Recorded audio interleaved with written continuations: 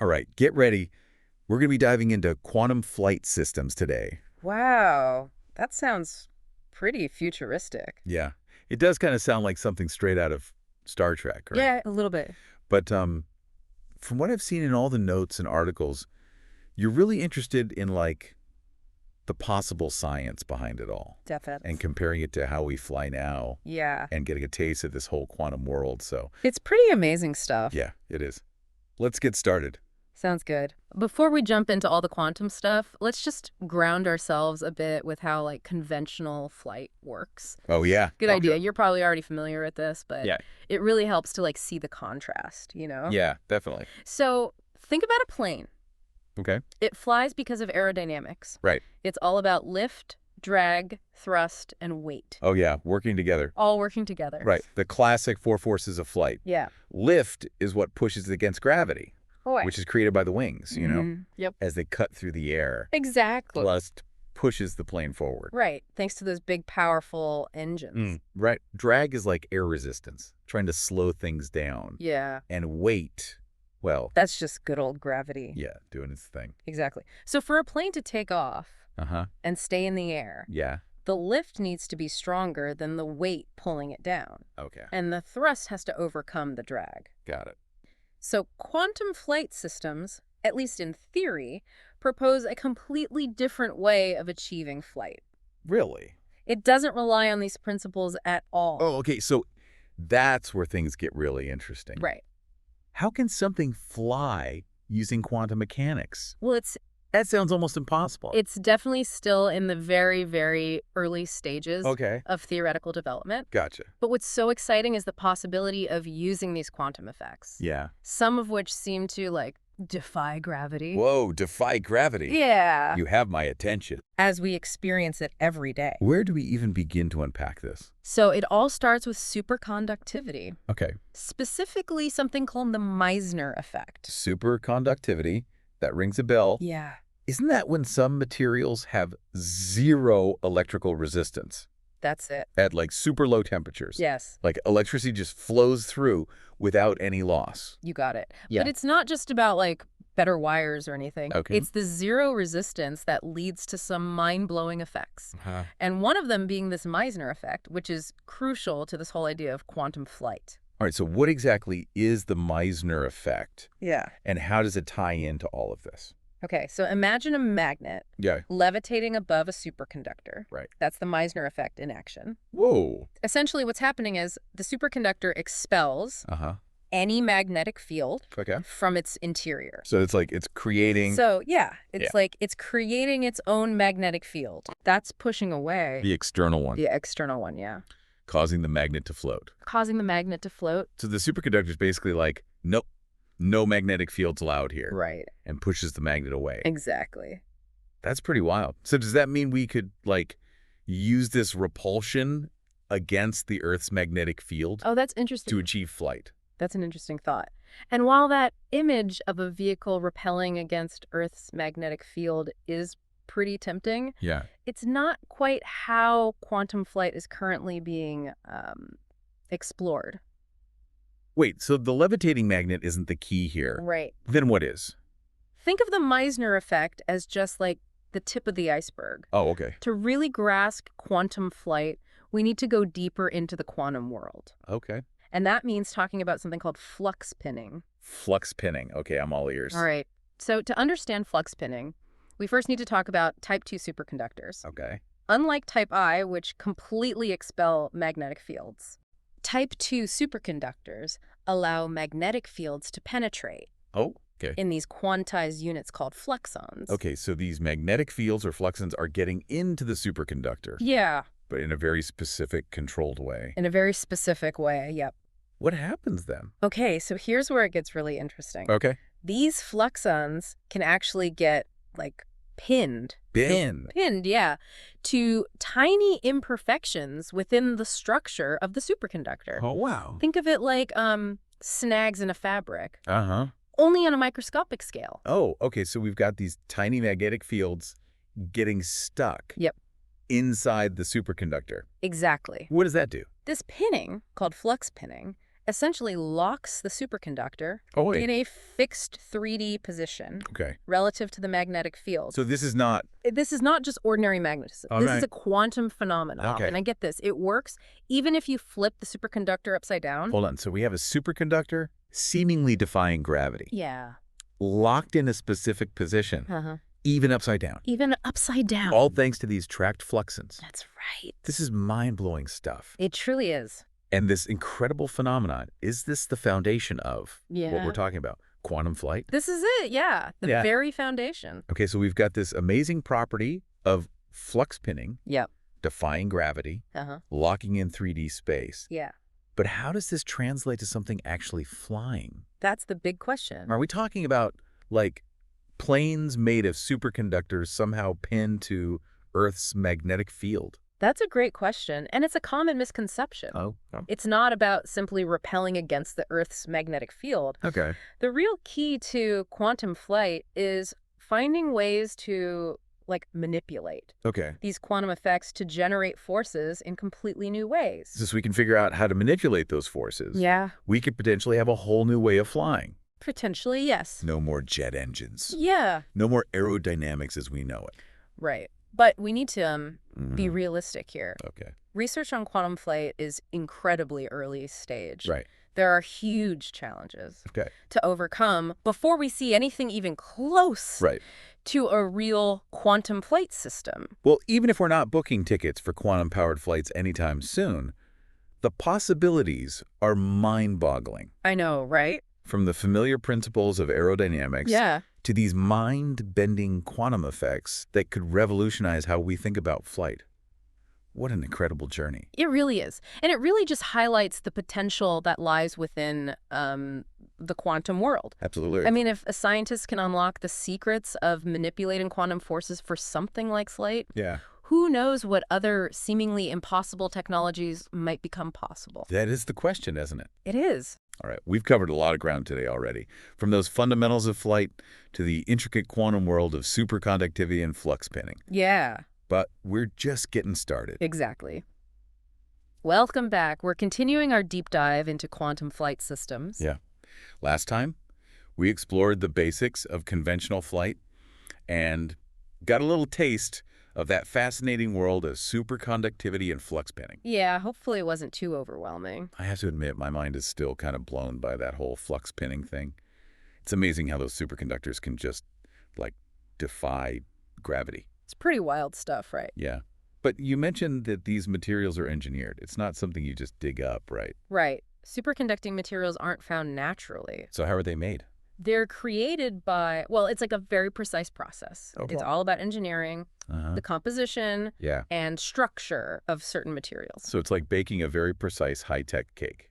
That's a great analogy. You need the right ingredients in the right proportions, cooked under very specific conditions to achieve that superconducting sweet spot. Exactly. You need the right ingredients. So not your average chocolate chip cookies then? Definitely not. What kind of ingredients are we talking about here? We're talking about materials like niobium, certain ceramics, even some organic compounds. Wow, a pretty diverse mix. It is. And it all comes down to manipulating the material at a, like, microscopic level to achieve those unique superconducting properties. That makes sense. But getting back to quantum flight, what are some of the key properties of these superconductors that make them, potentially useful for flight? You mentioned something called critical current earlier, and I'm still not entirely clear on what that means. Sure. So critical current, it refers to the maximum electrical current a superconductor can carry before it loses its superconducting properties. Okay.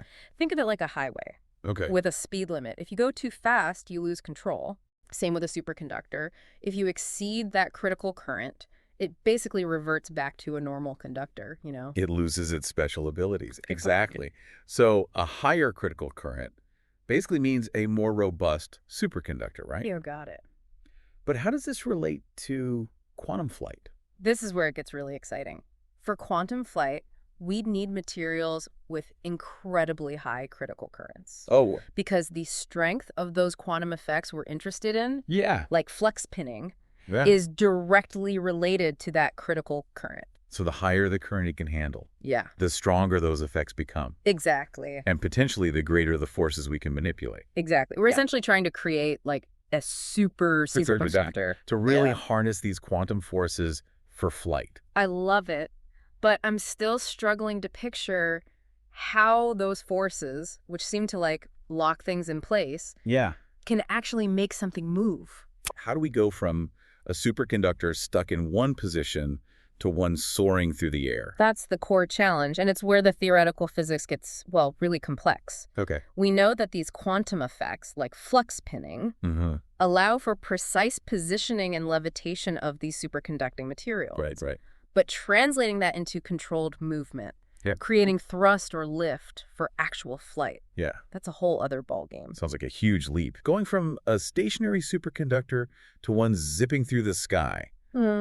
What are some of the approaches scientists are exploring to bridge that gap? Well, one very promising avenue involves manipulating those magnetic fields that are interacting with the superconductor.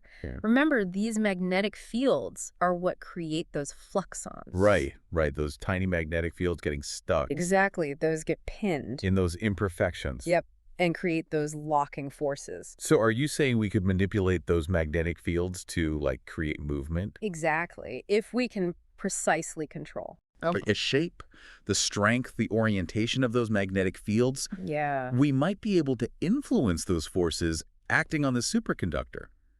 Imagine creating a kind of quantum push or pull on the superconductor. Oh, wow. By carefully adjusting those surrounding magnetic fields. I like that. Using magnetic fields as invisible puppet string. Yeah, like that. To move the superconductor around. But I'm guessing it's more complex than just pulling some strings, right? Oh, absolutely. Yeah. We're talking about levels of precision and control over those magnetic fields that are still largely theoretical.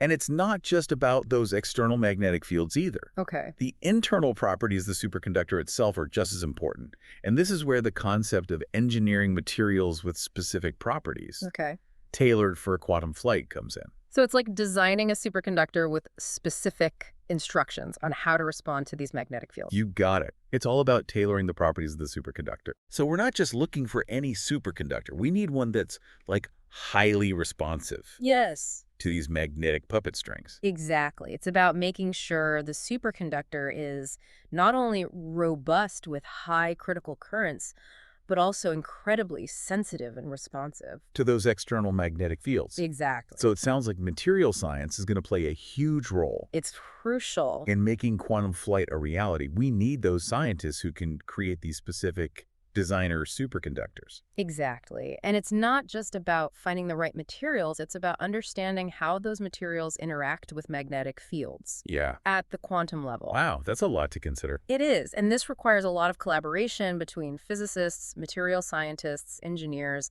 and a whole bunch of other experts. Okay, so it's very clear that quantum flight is a multidisciplinary challenge. It is. And while we still have a long way to go before we see anything like a quantum-powered aircraft, the potential is incredible. Just imagine a future where we can manipulate these quantum forces to create silent, frictionless vehicles that defy gravity. I know, right? It sounds straight out of a science fiction movie. It does. But as with any emerging technology, I imagine there are also potential challenges and considerations to take into account. Exactly. And we've touched on some of the technical hurdles, but there are also ethical and societal implications to think about. That's a really important point. What kind of ethical and societal implications might arise from a technology like quantum flight? It sounds amazing. It does. But I'm sure there are some potential downsides as well. Of course. And we'll definitely want to explore those questions deeper. We've covered so much ground already, from the fundamentals of flight to the intricate world of superconductivity and flux pinning. It's been quite a journey. It has. Now it's time to step back a little and consider the broader impact of this potentially revolutionary technology. Okay, I'm ready to tackle those big picture questions. What will the impact of this futuristic technology be on our world? Let's find out. All right, so we're back for the final part of our deep dive into quantum flight systems. It's been a fascinating journey so far. It really has. We've explored this mind-bending science, from the basic forces of flight to superconductivity, flux pinning, all that good stuff. Yeah, we've covered a lot of ground. But now it's time to kind of shift gears, right? Right. And consider those like big picture questions. Yeah, the stuff that makes you really think. Yeah. The potential impact of all this on the world. Like, what does it all mean? Exactly. It's super important to acknowledge that with any like groundbreaking technology. And quantum flight is definitely that. Oh, yeah. It comes with its own set of ethical and societal implications. Right, right. Stuff we need to think about carefully. Absolutely. So let's jump right in. What are some of the like key concerns that come to mind when you think about a world with these, quantum-powered aircraft? Well, one of the most immediate concerns is accessibility. Oh. As with any new tech, especially one that's this complex, right? There's a risk that quantum flight could be super expensive. Yeah, especially at first. Especially at first, yeah. That makes sense. And that could create a whole new kind of transportation divide. Where only a select few can actually benefit from this technology. Exactly. It's easy to get caught up in the excitement of these inventions. Yeah. But then we forget to ask those important questions, like who gets access? Who might be left behind? Exactly. And it's not just about access to the tech itself. Right. We got to think about those impacts on, existing industries, workforces. Like what would happen to the airline industry if this becomes a reality? Imagine the pilots, the mechanics, the entire system built around conventional flight. It's hard to predict exactly what those ripple effects would be. It is. But, a tech this disruptive would probably lead to some significant job displacement. Definitely. And that raises even more questions about retraining, reskilling, making sure that the transition is actually fair for those who are, affected. Absolutely. These are complex social and economic issues we can't just ignore. Absolutely. And beyond jobs, there are broader economic implications too, right? Like what? Who controls the production of these special quantum materials? Yeah, that's a good point. Distribution. Yeah. Who sets those prices? Oh, yeah. Who regulates how this tech is used? So many important questions. I know, right. Without careful thought, the benefits of quantum flight could just end up in the hands of, a few powerful groups. A few powerful entities. Which should create even more inequality. Exactly. You hit the nail on the head. And on top of those economic and social concerns, we also need to think about safety and security. Any new form of transportation has risks. Of course. And with quantum flight, it's so complex and new, it can make those risks even bigger. Exactly. I mean, the speed and maneuverability that make it so appealing could also make accidents even more catastrophic. It's true. What about security?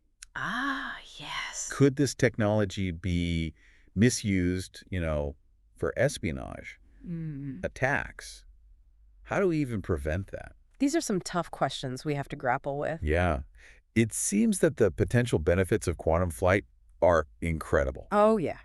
But they do come with some potential downsides. We can't just ignore that. We can't. It's so easy to get swept up in all the excitement of scientific breakthroughs. Yes. But we have to approach things like this with a critical eye. Right. Ask those tough questions. Consider all the different perspectives. Yeah. Weigh those potential benefits against the potential risks. I think you said it perfectly. And it's not just up to the scientists and engineers to figure all this out. Right. It's on all of us. Everyone has a role to play in shaping the future of tech like this. The decisions we make, the conversations we have, they all have an impact. They really do. So we need to stay informed, right? Engage in the conversation and advocate for responsible innovation. I completely agree. When we wrap up this quantum flight systems deep dive, I'm left with a real sense of both awe and caution. I think that's a good way to put it. The science is truly mind-blowing. It is. The potential is huge, but those challenges are real. They are very real. And I think it's a reminder that scientific progress isn't always this, straight line. No, it's not. It's this complex journey. And it's a journey we have to take together. Together. With wisdom and foresight and a commitment to a future that benefits all of humanity. Absolutely. Well, thank you for joining us today on this exploration. We'll keep an eye on the developments in quantum flight. Oh, definitely. And all these other, groundbreaking technologies. Always trying to bring you those insightful deep dives. The ones that make you think. Until next time, keep those minds curious. And never stop questioning the world around you.